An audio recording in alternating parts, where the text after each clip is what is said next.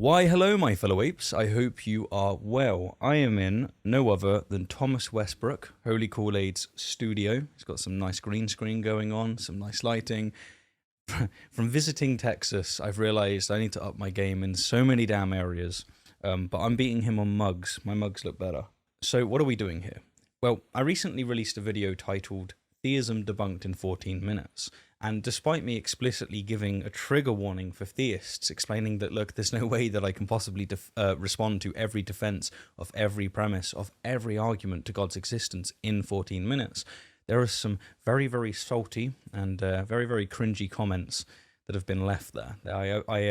I have rustled some feathers, let's say. Now, normally, I don't respond to this kind of stuff, and truth be told, I get this kind of stuff more often than I get any other kind of comments.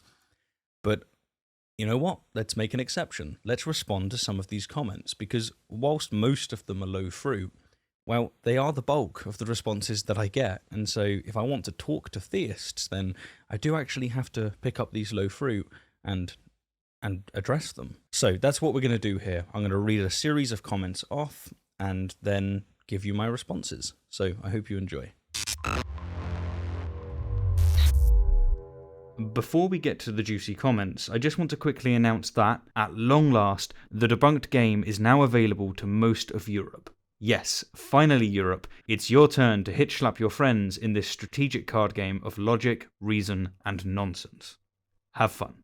Look out that no one takes you captive by means of philosophy and empty deception according to human tradition, according to the elementary things of the world and not according to Christ. Colossians 2:8. Well then, David, it's good that you can just dismiss anything and everything that I say because, well, the book that insists that it's correct tells you to do so. It's very convenient, isn't it? It's also something that you find in pretty much every cult.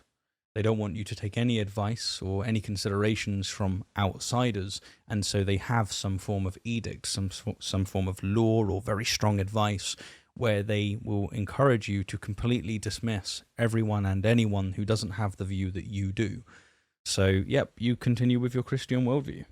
So in 14 minutes, you figured out what has been wrestled with by man for thousands of years and continues to do so today. Someone alert the media, this guy is a genius.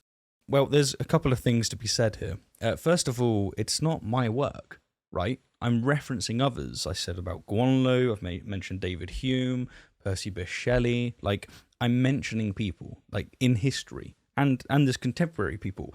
Alex Malpass, Graham Oppy. Like, I take their work and I present it in a different way. My job, I do contribute here and there, but my job is predominantly making other people's work more digestible and more easily understood. The other thing you suggest is that we've been struggling with this for thousands of years, and yet I've just come along, this YouTuber, and debunked the argument. Look, people have known since Guanlo that Anselm's argument was nonsense. It doesn't stop the fact that Anselm's argument is still used by people. The same is true of the watchmaker analogy. Like 97% of scientists recognize evolution by natural selection. It doesn't change the fact that the vast majority of Muslims, evangelicals in the US, still deny evolution by natural selection. It's centuries ago it was debunked. Centuries ago. And yet those arguments keep coming up. So people like me keep having to express them. What's being wrestled in many instances of these arguments, what's being wrestled is the fact that the human ego cannot get over itself. No, we are the center of the universe. We will live forever in heaven. There is cosmic justice. We are at least a pawn in the cosmic game at play. No, you are not. Get over it. Straw man arguments, sorry mate. Oh, well, that's quite interesting because, for instance, the moral argument is precisely what William Lane Craig has been using over the last decade. And the Kalam argument, I not only brought out the Kalam as presented by William Lane Craig and Andrew Locke, I also brought out the brand new one from Alex Bruce and Robert Coons.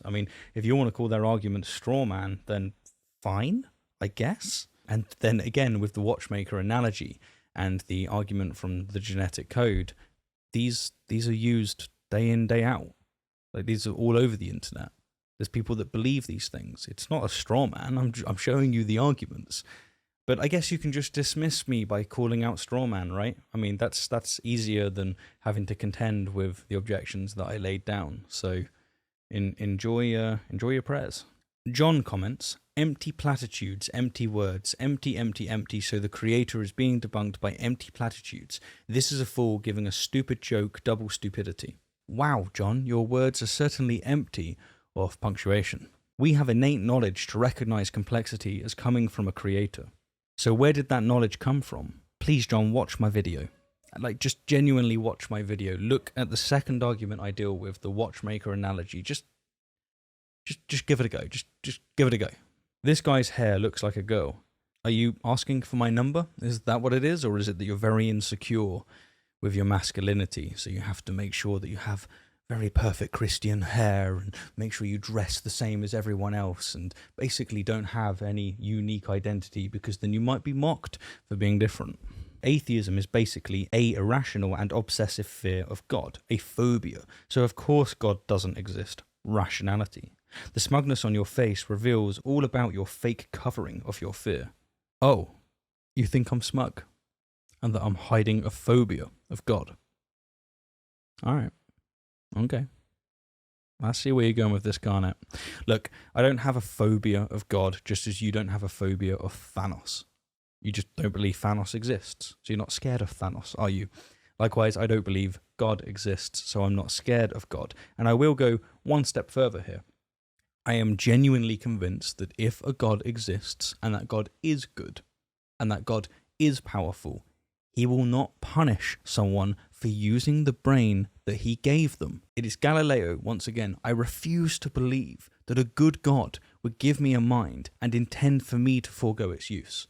Now, you might doubt my intelligence, you might doubt my motives, but if God is all-powerful, he knows my motives and he knows my intelligence. And so what he can ascertain from that information is that I try to find to search for God, to genuinely believe in God, more than basically anyone I know. And yet, the more I learn, the more I am convinced that there is no God. Do you really think he'll punish me for that? Do you really think that's just? Does that fall in line with how God is described?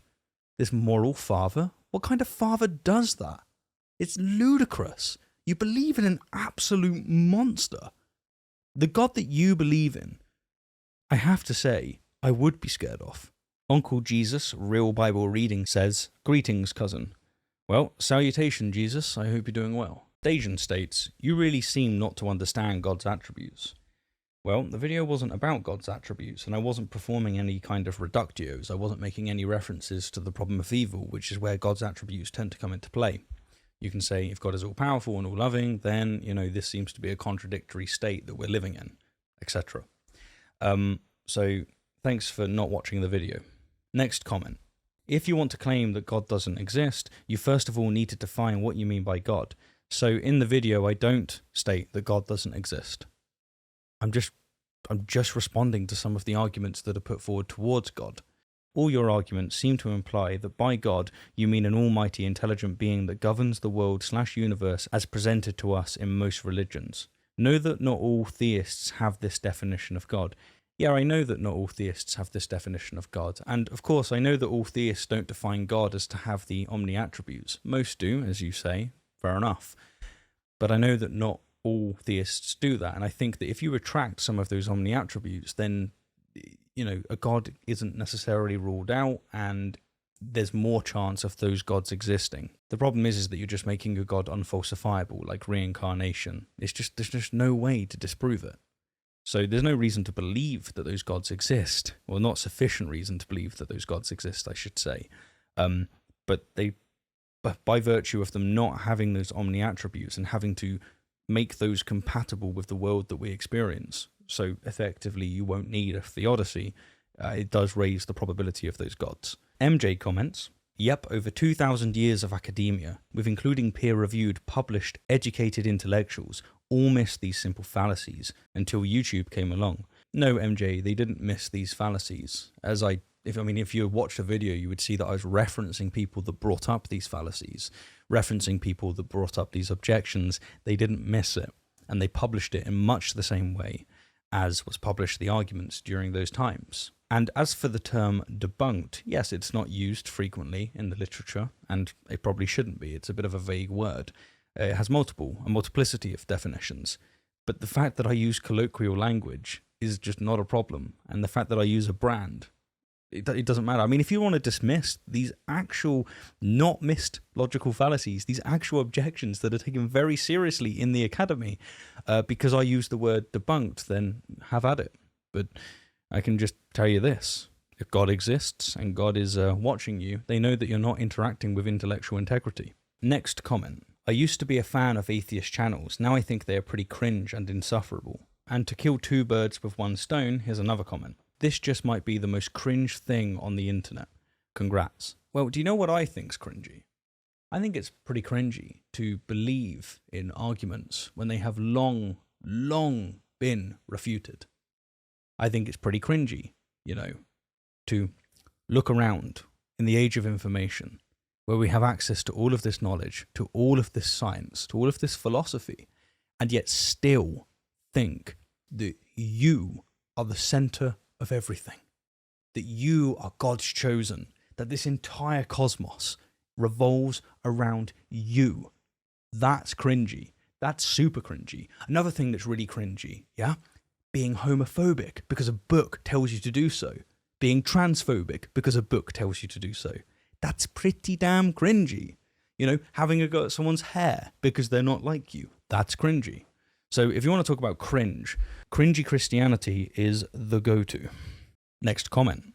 Enlightenment liberalism needs to be destroyed. Cringe. Absolute cringe. GA comments, you exist, you're the proof. God bless. Cringe. Atheism is gay. You want to talk about cringe again? As a Christian, I found the rebuttal shallow and contrived as usual. Shallow and pedantic. And the need to go back to the absolute root of most of these arguments instead of going to modern improvements on them, effectively a straw man. Well, I'm sorry that you found it contrived. I mean, it had to be contrived because I only had so much time. I needed to be succinct. And the fact that you find it shallow is a little unfortunate. I mean, you say that I'm effectively straw manning because I'm not going for modern improvements, but I brought up Alex Proust and Robert Koons, like the creme de la creme, fresh Kalam argument. Like, that's brand new. The moral argument from Craig, that is fresh, right? That's the argument he's used. He hasn't built on it. He hasn't changed the premises. And it's like, you can't win. It's like you'll always find a very easy way to dismiss people like me. And I don't really know how I can fix that. I don't know what you expect of me. If you go for one argument, the theist that you're interacting with is going to be butthurt that you didn't go for the one that they find convincing. And it's like, Les comments, did he prove the universe can create itself from nothing? No, Les, I didn't, because that wasn't the premise of the video, and it's also not something that I think is true. You should know this, I'm agnostic on whether or not the universe began to exist, but if you was to push me into a corner, if you held my toes to the fire, I'm going to tell you that no, the universe didn't come from nothing. I think the universe has probably always existed. But again, it had nothing to do with the video. The video was me responding and showing some defeaters to some of the most popular arguments, both historically and contemporarily, when it comes to theism. So, no, didn't prove that the universe came from nothing, but I didn't try. Next comment. The problem with number 2 is this. Oh, and just for context, the second argument I was addressing is the watchmaker analogy. Just explaining the process of evolution by natural selection does not eliminate the need for a mind behind it. In fact, that process being so intricate and powerful and organized only bolsters the need for a mind behind it. Well, I love to break it to you, Jay. The process of evolution by natural selection does indeed explain how complexity can emerge naturally. And, I mean, it's genuinely not that difficult to understand. You have random mutations where, you get replications not being perfect.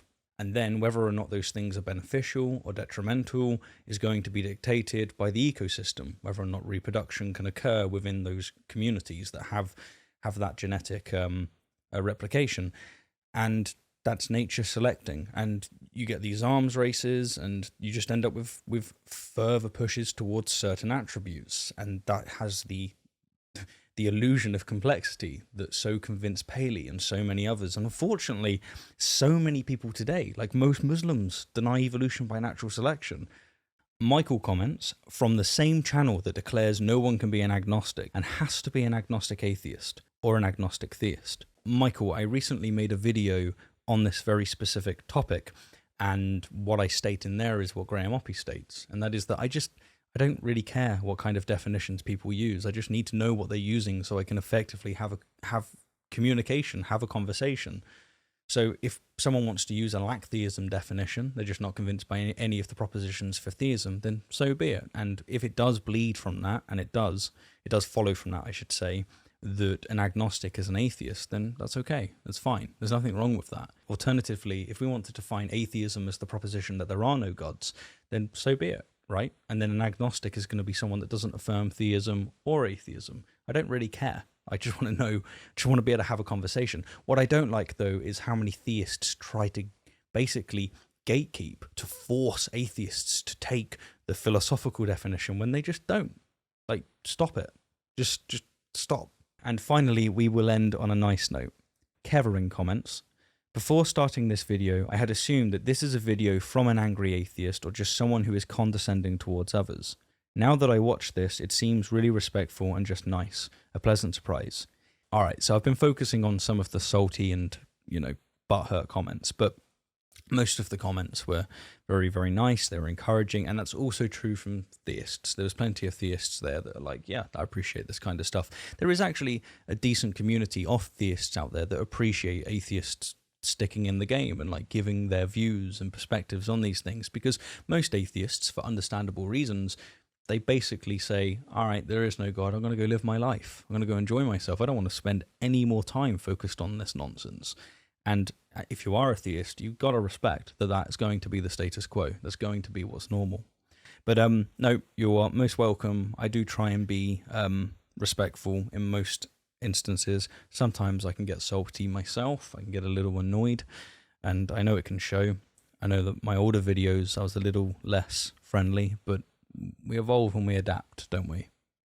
Anyway, I'm going to leave it with that one and just say thank you kindly for the view, and an extra special thank you to my wonderful patrons and YouTube members. If you fancy getting your very own debunked cartoon or even a tankard of truth, be sure to take a look at either Patreon or YouTube members. Much love all.